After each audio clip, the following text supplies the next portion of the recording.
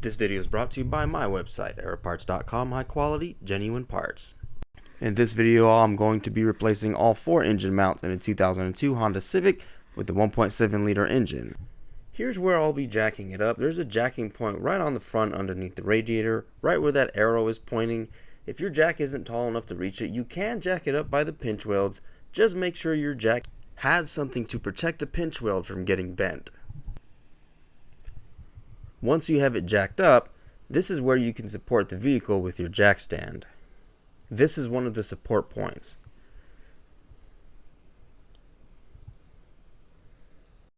Now I'm going to be replacing the left hand or driver's side engine mount. This one is going to be pretty easy to change on this car, but I do want to make a note that this car does not have ABS. If your car has ABS, your ABS actuator is going to be right there in that corner, and it's going to be a little bit more work to get to one of the engine mount bolts. You'll probably need a wobble extension. You might have to undo the bolts for the ABS actuator, but you don't really have to remove it. All you gotta do is remove some of the mounting bolts and just kind of push it out of the way so you can get to one of the bolts. That's really all it is for that one. There's a little bit more work, but that's it. As you can see where that arrow was pointing, that's where I'm going to be supporting the oil pan. I have a jack and a block of wood. Just supporting the engine underneath the oil pan. I'm not actually lifting it, I'm just supporting it once I get that engine mount out.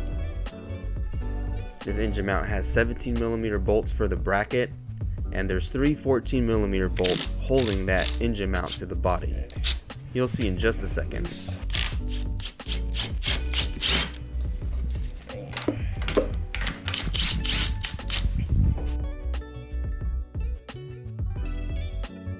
The power steering reservoir right here needs to be moved, but all you got to do is just lift it up and slide it right out of place. That's all that's needed. Here are all the bolts for the left hand or driver's side engine mount. Take a good look at what you'll need here. 14 and the 17mm bolts. Now I have that engine mount out and the new engine mount in. Keep in mind that this engine is being supported with my jack and block of wood. Torquing these bolts to 40 foot-pounds. Now I'm going to be honest with you guys here. I don't always torque every single bolt down. I am familiar with these cars. I know the bolts take 40 foot-pounds, but I'm going to torque the center bolt down. I'm going to be very picky about this one, and I know a lot of you guys are going to want to grab your Ooga Dooga and just go to town anyways, but at least torque the center bolt down, the one that goes right into the engine mount where the threads are embedded into the rubber. That is the one that you do not want to over tighten, because if you do, you will stretch it, it will fail prematurely, and it will also not function the way it was intended to function. It might be too stiff, the engine might shake too much, so you're going to have a bunch of problems if you over tighten that one. You may also notice that many engine mount brands will have a disclaimer on the box that says do not use impact or air tools, and that's for that reason.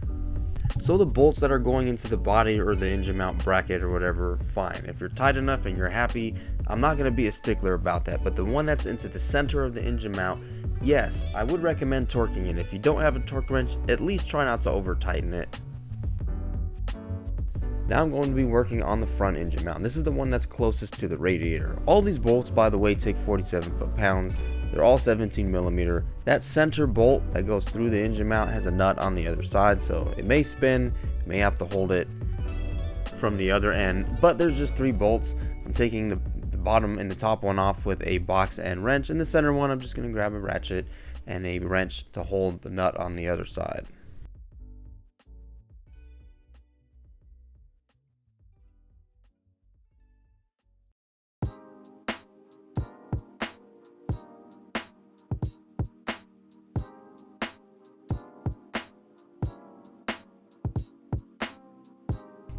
As you can see, this engine mount completely disintegrated. It came apart when I took it out.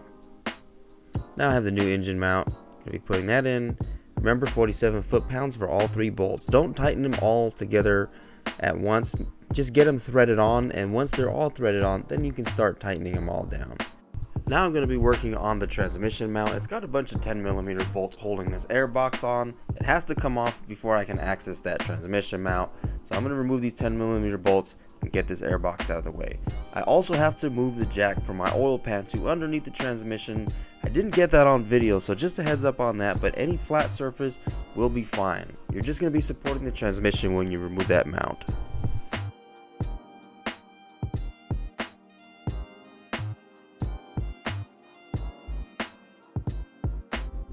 Now the airbox is almost off, but there's a wiring loom behind it that is attached to the airbox that has to come off as well. Once that wiring loom comes off, you can remove that airbox.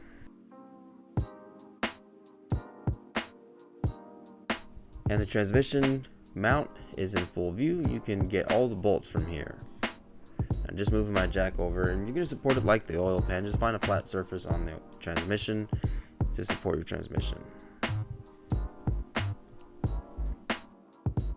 Now here are the bolts for the transmission mount and the transmission mount bracket. These two you'll need a deep socket, and there's 3 that are attached to the body. You can't see the 2 bottom ones, but I have arrows pointing at them. There will be a transmission mount picture on the screen as well in just a second. And that through bolt, the one that I've talked about, that's a longer bolt. I torqued it to 47 foot-pounds and we put it back on. Now those are the bolts that we're going to be removing to get this transmission mount off. Here's a picture of that transmission mount. You can get a better idea of those 3 bolts attached to the body and then the through bolt.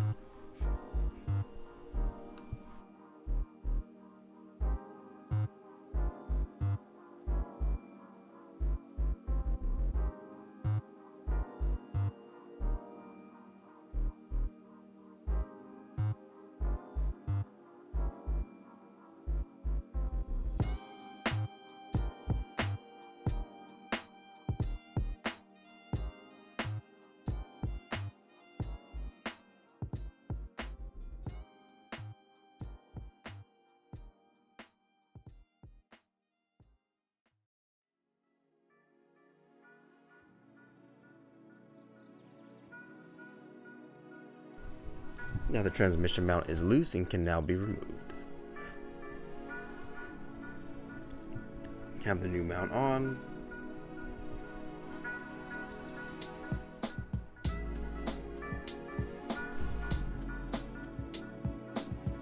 Now let's get started on the rear mount. Let's take a look at the location of it. We're underneath the car in the back of the engine, kind of where the oil filter area is. And this whole assembly is going to come off, this engine mount and the bracket. There's 3 17mm bolts on the left side, and you see that 4th one up there on the right hand side. That's where the engine mount is. And these 3 bolts underneath are the bolts that hold the engine mount onto the cross member. The exhaust is partially in the way, so I'm going to drop the front of the exhaust. There's only 2 bolts. You'll see in a second. I'm going to remove it from that rubber hanger. You can just easily slide that out. And I'm going to start removing those engine mount bolts. These are 14mm. I was able to get all 3 of them out with my impact without even removing the exhaust at all. But in order to put them back in, you'll notice that I actually removed the exhaust. Here it goes right here. There's only 2 bolts on the side right here where those arrows are pointing. And I have it kind of sitting on a jack stand to get it out of my way.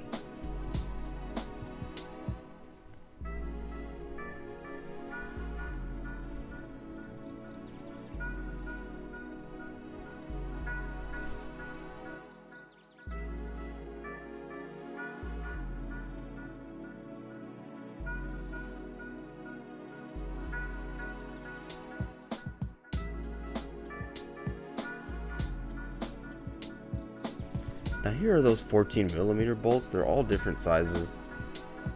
You have a short one, kind of a medium length one, and a longer one.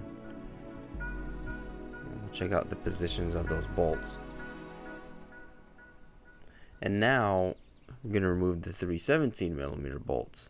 The 2 lower ones I was able to reach just like this. I had a breaker bar, an extension, and a 17mm socket. I was able to break those 2 bottom ones loose. The top one not so much. You see my extension was interfering with the oil filter, so what I did was I used a wobbler or a universal joint socket and a few long extensions, and I actually accessed it from this side. Now if you're using an impact or air tools, it's probably not going to work very well here because you're losing a lot of torque with those extensions. Just get a breaker bar and break it loose. Once it's loose, you can bring it on out.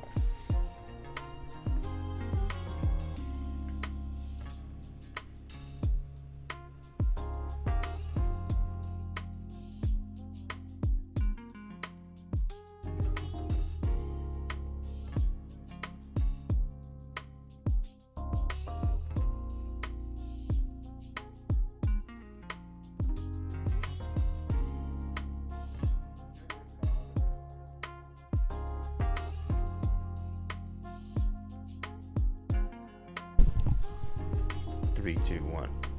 Now that the rear engine mount is off along with the bracket, take note of the position. There are two ways to install your new engine mount. You can put it on just like this and torque it down to the 47 foot-pounds that it calls for, or you can put that center bolt on and leave it loose so you can actually wiggle that engine mount into position, because it's tough to get the bolts onto these threads where you see that arrow pointing. It took me 3 tries to get it just right, so I was able to get it, but just keep in mind that it can be a challenge when you're getting this put together. So just consider both options. When you're putting it back on, this is the way I put it back on. This is the position that I had it, and I kind of slowed this clip down a little bit and tried to stabilize it as much as I could, because it was a challenge doing it with one hand. But I put it up in this position. Just take a quick note of the position. Once I had it up, I turned it to the right.